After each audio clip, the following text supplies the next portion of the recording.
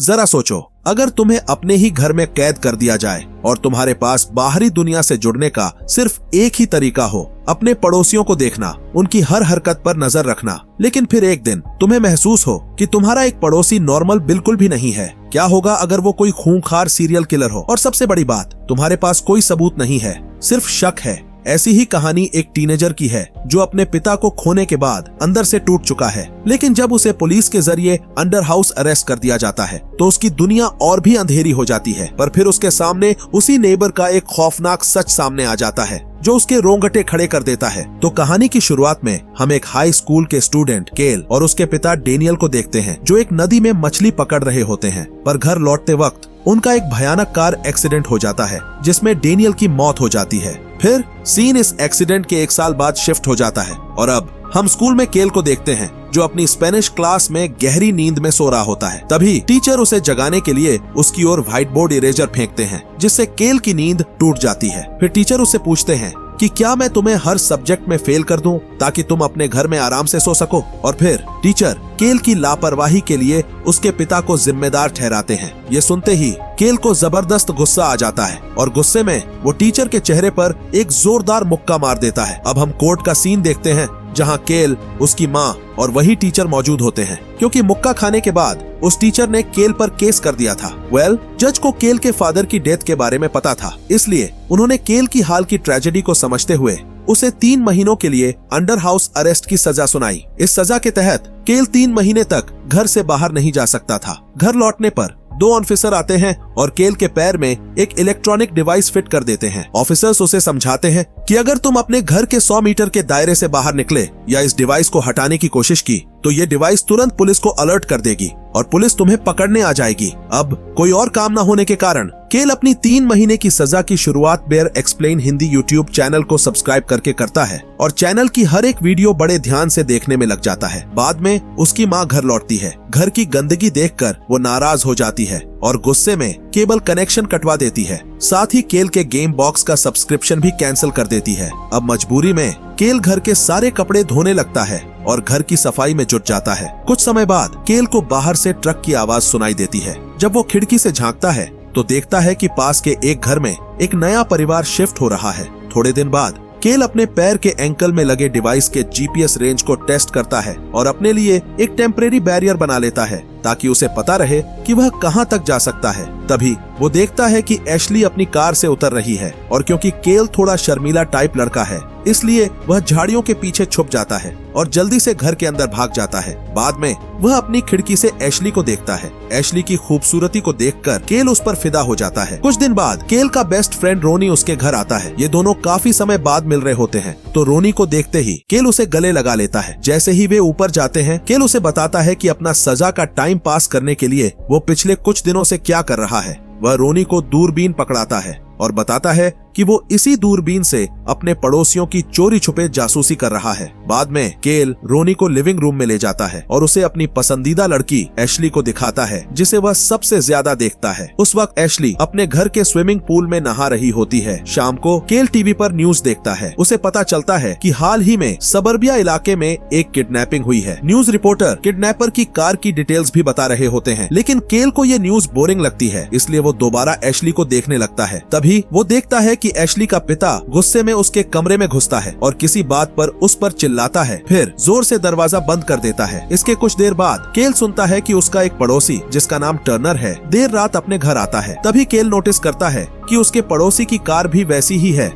जैसी कार का जिक्र न्यूज में हुआ था। न्यूज रिपोर्टर ने बताया था कि किडनैपर की कार एक मस्टैंग है जिसके आगे के बम्पर पर डेंट है। इसलिए अगले दिन केल इस रहस्यमयी पड़ोसी की तहकीकात करने का फैसला करता है। रोनी फिर से केल के घर आता है तो केल उसे अपने शक के बारे में सारी बातें बताता है, लेकिन रोनी की नजर तो कहीं और थी, सीधे एशली पर, जो रोज की तरह इस बार भी पूल पर स्विमिंग कर रही थी। अब इन दोनों की नजरें एशली पर ही अटकी रहती हैं। दोनों उसे बड़े ध्यान से घूर रहे होते हैं, लेकिन तभी रोनी खिड़की के के शीशे से टकरा जाता है। उस आवाज से एशली भी उनकी ओर देखने लगती है। अब दोनों ठरकी लड़के घबरा जाते हैं और जल्दी से नीचे छिप जाते हैं। उन्हें डर लग रहा होता है कि कहीं एशली ने इन्हें उसे ताड़ते हुए देख तो नहीं लिया। इसे कंफर्म करने के लिए केल धीरे से फिर से बाहर झांकता है और उसकी नजर एशली से टकरा जाती है। तभी दरवाजे की घंटी बजती है। घंटी की आवाज सुनते ही दोनों लड़कों की हवा खराब हो जाती है और वे नीचे की ओर भागते हैं। दरवाजा खोलते ही सामने एशली खड़ी होती है। वो बिना कुछ कहे अंदर आ जाती है और सीधे केल के कमरे में जाकर उसकी दूरबीन उठा लेती है। केल उसे यकीन दिलाने की कोशिश करता है कि उसे अपने पड़ोसी मिस्टर टर्नर पर शक है और इसीलिए वे सिर्फ उसकी जासूसी कर रहे हैं। तभी एशली बाहर उसी कार की ओर देखती है जिसका जिक्र न्यूज में हुआ था, लेकिन इस बार उस कार के बम्पर में कोई भी डेंट नहीं था। रात होते ही तीनों दोस्त मिलकर मिस्टर टर्नर की जासूसी करने का प्लान बनाते हैं। रोनी अपने अंकल से कुछ स्पाई गैजेट्स लाता है और फिर इन तीनों की जासूसी मिशन की शुरुआत होती है। काफी देर तक देखने के बाद आखिरकार मिस्टर टर्नर घर लौटता है। वो अपनी कार से उतरता है और एक लेडी को अपने साथ घर के अंदर ले जाता है। तीनों सोचते हैं कि शायद वो लेडी टर्नर की गर्लफ्रेंड होगी, इसलिए वे जासूसी बंद कर देते हैं। लेकिन जब केल अपने कमरे में लौटता है तो वह दोबारा मिस्टर टर्नर पर नजरें गड़ा देता है। इस बार कैमरा से देखने पर वो देखता है कि वही लेडी जो कुछ देर पहले टर्नर के घर आई थी वो अब उसके घर से भागने की कोशिश कर रही है। केल तुरंत कैमरे की रिकॉर्डिंग शुरू कर देता है, लेकिन गलती से कैमरे का फ्लैश जल जाता है। केल डर के मारे जमीन पर बैठ जाता है और कैमरा ऊपर करके देखता है, लेकिन उसे कुछ दिखाई नहीं देता। जैसे ही वो दोबारा खड़ा होकर देखता है उसकी हवा खराब हो जाती है क्योंकि मिस्टर टर्नर सीधा उसकी तरफ घूर रहा होता है। अचानक केल का फोन बजता है। वो घबराकर जमीन पर रेंगते हुए फोन उठाता है। कॉल पर रोनी होता है। केल उसे तेजी से सारी बातें बताने लगता है, लेकिन तभी वो बाहर देखता है और देखता है कि वही लेडी सही सलामत अपनी कार में बैठकर जा रही है। अगली सुबह जब केल नाश्ता बना रहा होता है तभी उसका पड़ोसी मिस्टर टर्नर सीधा उसके सामने आ खड़ा होता है। केल घबराकर चाकू पकड़ लेता है और पूछता है, तुम मेरे घर में क्या कर रहे हो? तभी उसकी माँ ग्रोसरी बैग्स के साथ अंदर आती है और केल को बताती है कि मार्केट से लौटते वक्त रास्ते में मेरी मुलाकात मिस्टर टर्नर से हुई थी और इन्होंने ही मुझे घर तक लिफ्ट दी है। कुछ देर बाद केल से मिलने उसकी पसंदीदा लड़की एशली आती है। वो केल को बताती है कि आज उसके पेरेंट्स बाहर जा रहे हैं, इसलिए मैंने आज अपने घर में एक पार्टी ऑर्गेनाइज की है जिसमें मेरे सारे फ्रेंड्स आने वाले हैं। लेकिन एशली केल के मजे लेने के मूड में होती है, इसलिए वो उसे पार्टी में इनवाइट नहीं करती। इसलिए केल के चेहरे का एक्सप्रेशन इमोशनल डैमेज वाला हो जाता है। अब रात को एशली की पार्टी शुरू होती है। इसे देखकर चिड़चिड़ाया हुआ केल अपने छत पर जाकर जोर जोर से म्यूजिक बजाने लगता है ताकि एशली की पार्टी डिस्टर्ब हो जाए। लेकिन तभी एशली खिड़की से कूदकर सीधे अंदर आ जाती है और गुस्से में आकर म्यूजिक बंद कर देती है। पर जब केल दोबारा म्यूजिक ऑन करने जाता है तो एशली उसका मोबाइल छीन लेती है और उसे नीचे फेंकने की धमकी देती है। इसी दौरान केल अपनी फीलिंग्स कबूल कर लेता है। वो कहता है कि मैं तुम्हें तब से देख रहा हूँ जब से तुम यहाँ शिफ्ट हुई हो। फिर केल एशली की छोटी छोटी आदतों के बारे में बताने लगता है जो उसने चोरी छुपे एशली को ताड़ते हुए नोटिस की थी। ये सब सुनकर एशली का गुस्सा धीरे धीरे मुस्कान में बदल जाता है। उसे केल की बातें काफी क्यूट लगती हैं और फिर ये दोनों एक दूसरे को किस करने लगते हैं। लेकिन उन्हें ये बिल्कुल भी पता नहीं होता कि ठीक उनके बगल वाले घर में मिस्टर टर्नर की खिड़की पर खून के छींटे पड़ चुके हैं। कुछ ही देर बाद उन्हें बाहर से अजीब सी आवाजें सुनाई देती हैं। जब ये दोनों बाहर झांकते हैं तो ये देखकर हैरान रह जाते हैं कि उनका पड़ोसी एक खून से सना हुआ बैग सीढ़ियों से नीचे खींचते हुए ले जा रहा है। टर्नर उस बैग को अपनी कार के अंदर रख देता है और यूं जैसे कुछ हुआ ही नहीं वहाँ से चला जाता है। अगले दिन ये लोग इस पूरे मामले की तहकीकात करने का फैसला करते हैं। रॉनी को टास्क दिया जाता है कि वो टर्नर की कार में चुपके से घुसे और देखे कि उस बैग में आखिर क्या था। इस बीच एशली टर्नर का पीछा करती है जो इस वक्त मॉल में होता है। एशली टर्नर की लाइव लोकेशन केल को अपडेट करती रहती है ताकि जब टर्नर घर लौटे तो रॉनी सही टाइम पर खुद को बचाकर वहाँ से निकल सके। अब रॉनी किसी तरह टर्नर की कार खोलने में सफल हो जाता है, लेकिन तभी एशली घबराकर केल को बताती है, मैंने टर्नर को खो दिया है, शायद वो अब घर लौट रहा है। केल तुरंत रॉनी से कहता है कि जल्दी से गैरेज का पासवर्ड डालो और फौरन वहाँ से बाहर निकलो। इस बीच जब एशली पार्किंग से निकल रही होती है तभी अचानक से टर्नर उसकी कार में आकर बैठ जाता है। एशली बुरी तरह चौंक जाती है। टर्नर शांत लहजे में कहता है, मुझे पता है तुम मेरा पीछा कर रही हो। फिर वो एशली को समझाने की कोशिश करता है